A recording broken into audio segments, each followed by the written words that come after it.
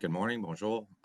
My name is John Festarini. I'm the director for the historic canals in the province of Quebec in Canada.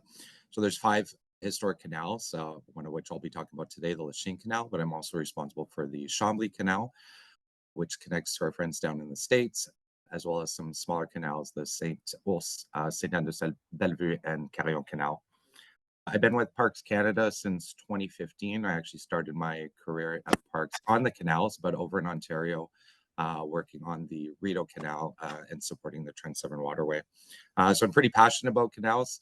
I've attended a couple of World Canals Conference, and I'm really pleased to be here to talk to you today about the restoration and urban rejuvenation of the Lachine Canal in Montreal.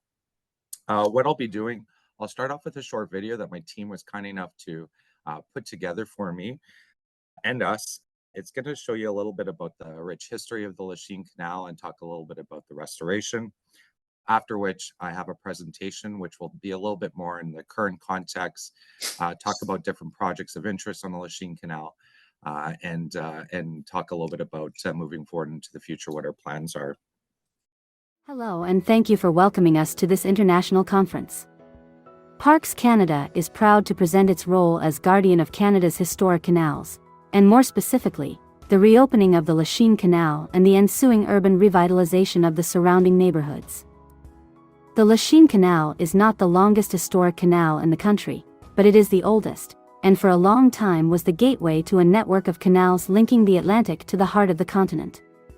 It is one of the factors that have made Montreal the cradle of Canada's manufacturing industry.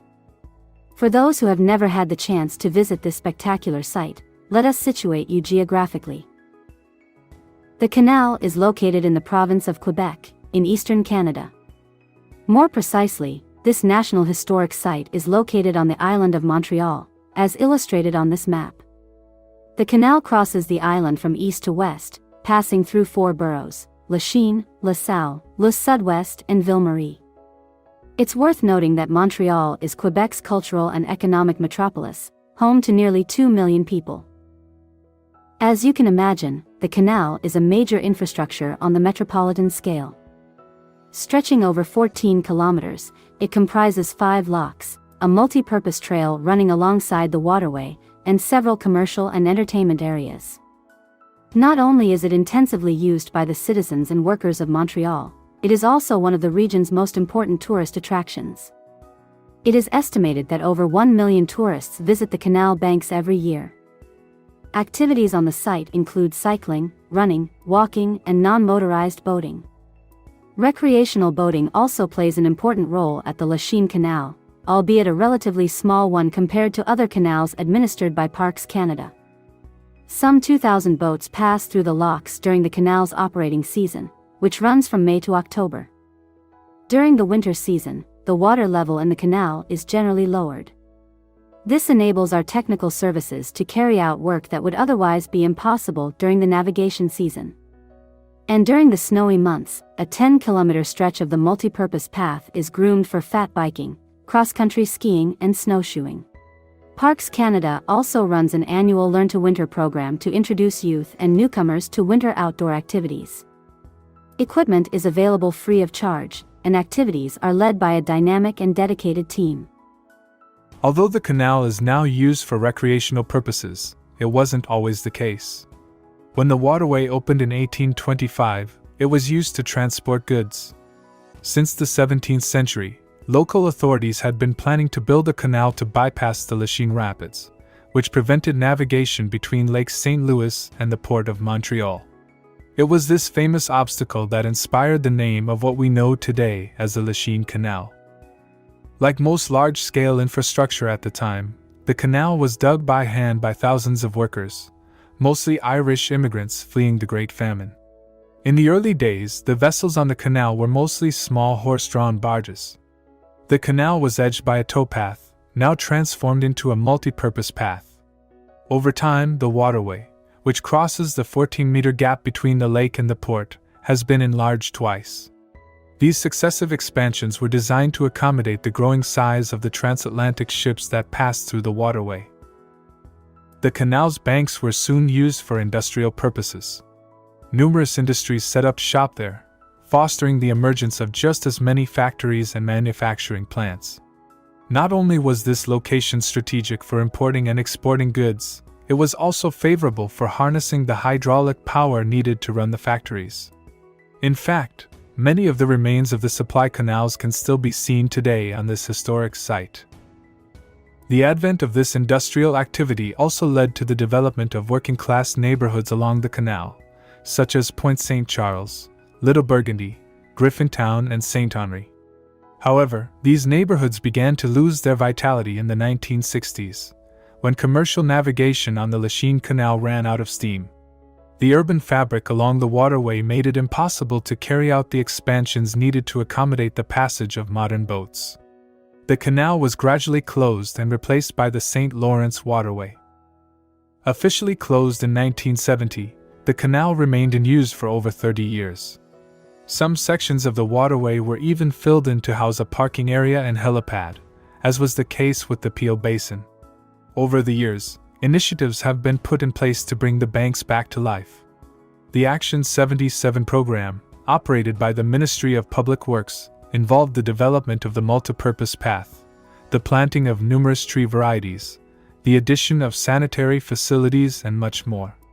In 1978, the department transferred the site to Parks Canada, whose mission was, and still is, to protect and promote Canada's natural and cultural heritage. It's important to note that, at the time, the surrounding neighborhoods were still experiencing the effects of deindustrialization. In the 1970s and 1980s, architects, urban planners, and heritage groups joined forces to reclaim and transform former industrial complexes from imminent demolition. It was in this spirit that the Steel Company of Canada complex was converted into a residential neighborhood, with the remains of the former factories and other administrative buildings converted into housing units. A park has also been laid out, showcasing artifacts of machinery and other relics linked to the site's history. The project was a great success, and paved the way for a series of similar transformations nearby in subsequent years. Another noteworthy example of this type of project is the former silk spinning mill known as the Belding Corticelli. The magnificent lofts that were built there were very popular and coveted for their post-industrial charm. The latter impressed the public in particular with its showcasing of the feeder canal, once used to generate hydraulic power and activate the mill's machinery. This water feature is one of the elements that give the complex its charm today. In the early 1990s, as Montreal celebrated its 350th anniversary, plans began to take shape for the reopening of the Lachine Canal. A major investment program was put in place, and restoration and rehabilitation work began in 1997. Some $110 million was needed to restore the waterway to its former glory. Backfilled sections of the canal were restored to their original state, revealing the former flower docks of the Peel Basin and a portion of the Wellington Basin.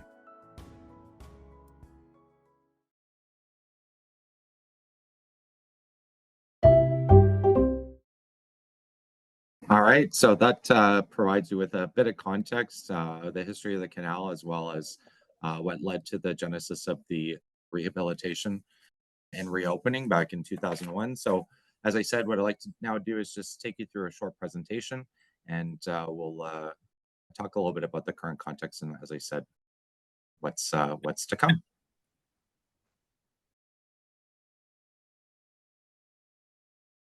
So, in terms of the Lachine Canal, it's a pretty significant contributor to the economic development and tourism of the city. More than 1 million visitors each year visit the banks of the Lachine Canal. The urban development along the canal has been really adding a lot of pressure on our assets and facilities. While we're certainly happy to see the increased visitation, that does mean that there are increased expectations from those visitors and residents, whether it's washrooms or garbages or any type of visitor experiences such as programming and events.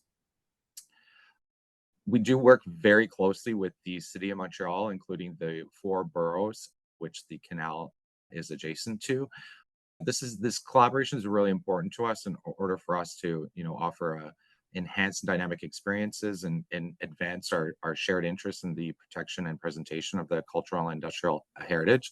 Our relationships have not always been great. but it is something that, in recent years, we've worked really hard to rebuild. And we're a really big believer that, we can't do everything on our own. So we need partners, whether it's the city or other strategic partners like our First Nations or the province, in order to meet those increased expectations. There's quite a bit of real estate projects that are happening in and around the canal. So I'll talk a little bit about those in the other slides. What's important to us as we move forward and working with the city as they approve this development is to make sure that it's done in a concerted and coordinated effort. The city does have a number of consultation tables which we sit at, which allows us to, provide our input. Our challenge is we do have what I would probably describe as a weak legislative framework as it relates to the canals. It doesn't allow us to, approve or have any real say in terms of development that is happening. And in the past 20 years since the reopening, there's been a number of those real estate projects that have been developed with zero setback to our property. So what's happened with that is, it creates a lot of conflict. When work needs to be done on that on those buildings, those new developments, oftentimes those private property owners and or condo associations do need to occupy part of our land. It creates a lot of work for us from a realty perspective. And in some cases, we've had some challenges where things have been built in our earthen dams, which is a real significant issue for us, especially when we're not aware of it. We operate a lot of infrastructure. We inherited a lot of it over the course of those transfers and over the years, particularly bridges that cross the canal, which aren't necessary for operations. So, we've certainly talked to the city of Montreal. They've expressed some interest in it, but there's certainly been some reluctance, I think, on their part on taking on that infrastructure, given that we're already there and taking care of it. But it is something that we're continuing to look at as we look at ways to be more sustainable and rationalize our assets. And lastly, I do have some figures I'll throw out at you, but we're still finalizing a report that's being done by the University of Quebec in Montreal that's going to assess the socioeconomic impacts of the canal, something that many canals across the world have done in the past to better understand what the overall impact is, the benefits, and as well as some of the costs. So I'll take you through the 4 boroughs. And this lists different projects. I'll talk to some more than others, and some of it might be a recap of what was in the video.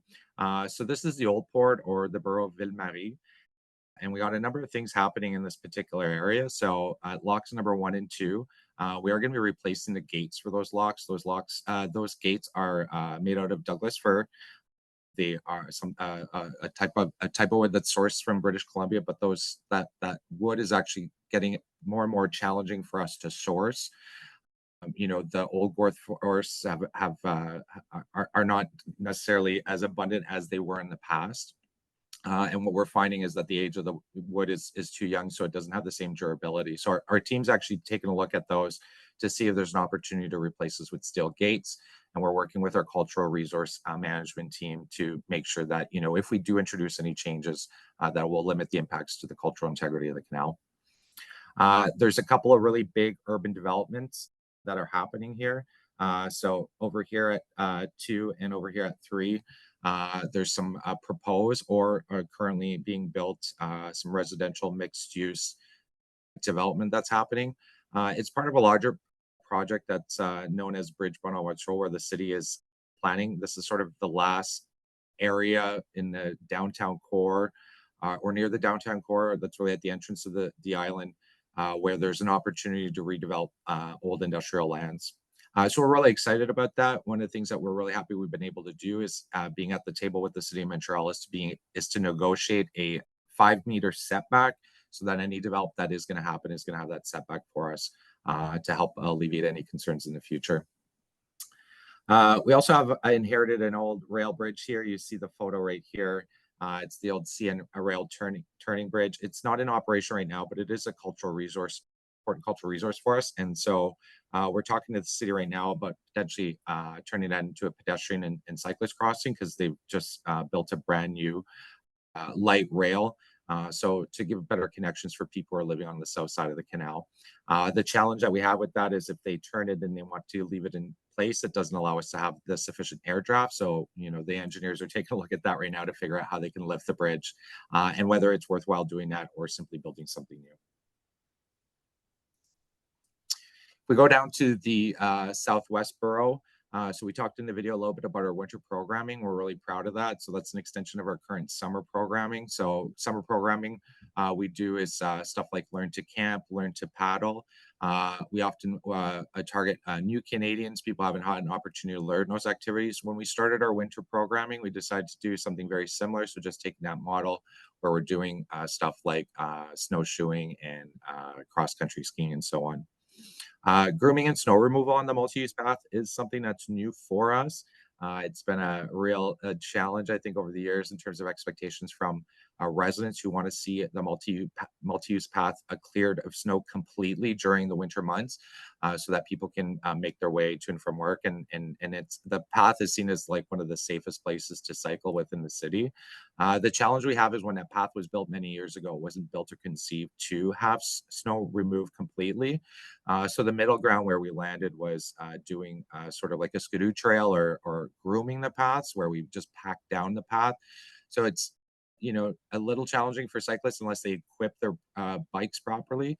But what we've also done in partnership with the city is there's a 2 kilometer section that's a pretty important vital link to the broader network. And the city is actually removing snow on that path. And it's a newer section of the canal path, so we feel better about being able to manage some of the issues. One other thing we did recently was a request for proposals. So while we're in kind of an open air park, we don't have fees. We don't charge fees other than for folks using the locks. One of the ways that we can generate revenue is having commercial operations on the canal. So you see a picture right here of Ma Bicyclette, an operator that's been there for a while. We've introduced a couple of new ones where people can rent canoes or kayaks. They can rent bicycles. They can grab a bite to eat and ice cream, that kind of stuff. We'll be continuing to look more and more at that type of stuff as we move forward in order to make sure that we remain sustainable from a financial perspective. Lastly, we're also working with the City of Montreal on what's called the Industrial and Innovation Corridor, or Lachine Canal 4.0. If you guys are familiar with the fourth industrial revolution, it's the goal there with that particular initiative is really to reinvigorate and bring more industry and business to the canal, because many of it has been replaced with residential. And what the city really hopes to see with that is a better sort of mixed use in terms of the area of commercial, industrial, and residential areas. As we get further west on the canal, the LaSalle Borough, so another big area of development here, the industrial warehouse complex. So this is quite a big area. So currently today it is occupied, but there's some pretty big plans there to increase the sort of industrial operators that are there, as well as some warehousing. We also have our friends from the Canadian Pacific Railway who cross at different places, but in particular here, all along the canal path in sort of this section, there is an old railway that the CP isn't using.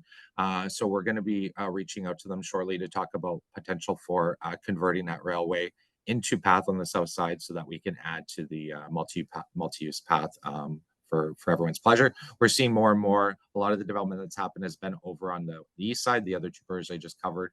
As we're going west, more and more we're seeing more development. And again, those increased demands are continuing.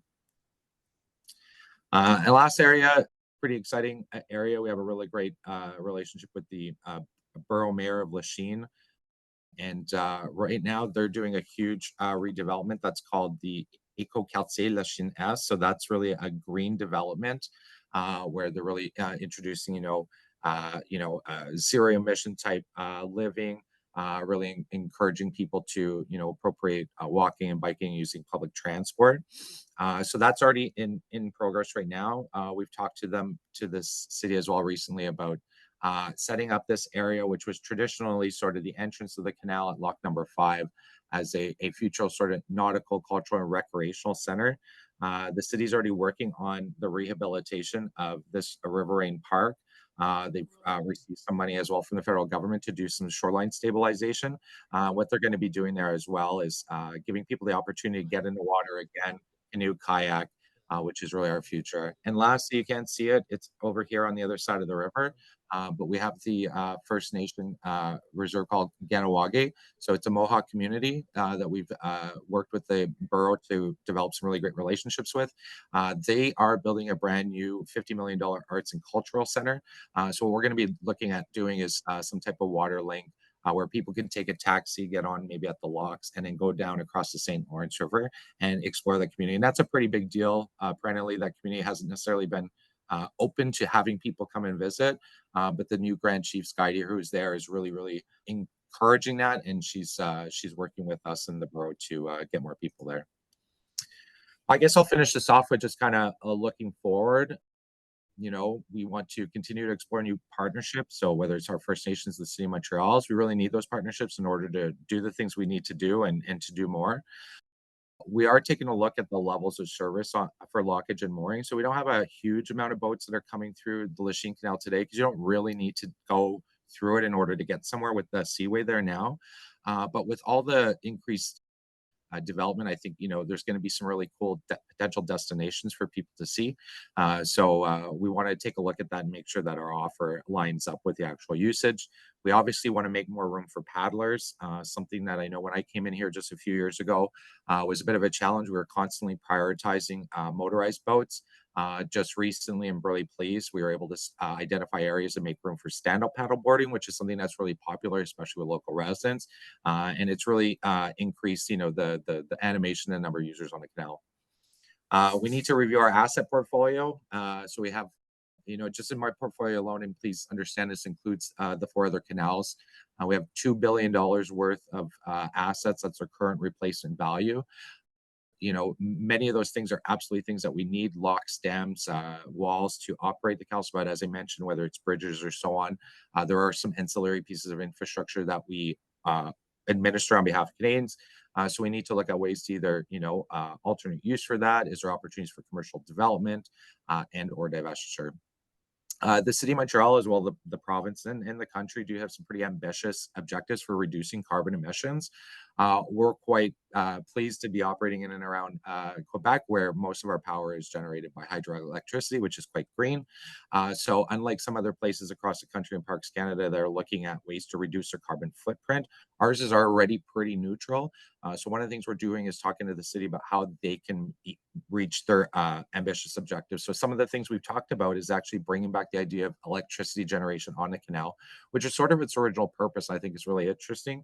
Maybe not so much hydro, which there's opportunity for some small hydro installation, but actually geothermal. So we're hearing a lot here in Canada about heat pumps and so on. There's an opportunity to generate some the energy needs at some of the commercial, industrial, and residential projects that are there with use from the canal. And lastly, I know we keep hearing about Erie, and we're really excited about Erie's bicentennial, but it is also ours in 2025. So we will be preparing for that celebration. And we've been talking to our colleagues down in New York State Canals about potentially creating an opportunity for some of you guys to come and visit us when you come down for the World Canals Conference in 2025 down in Buffalo. So that is it for my presentation. That's kind of a nutshell. There's a lot more I could talk about, but I'll stop there because I know Jean-François has a really interesting presentation. WCC Online is brought to you by Inland Waterways International, better known as IWI, TICI, the International Committee for the Conservation of Industrial Heritage, and the Society for Industrial Archaeology.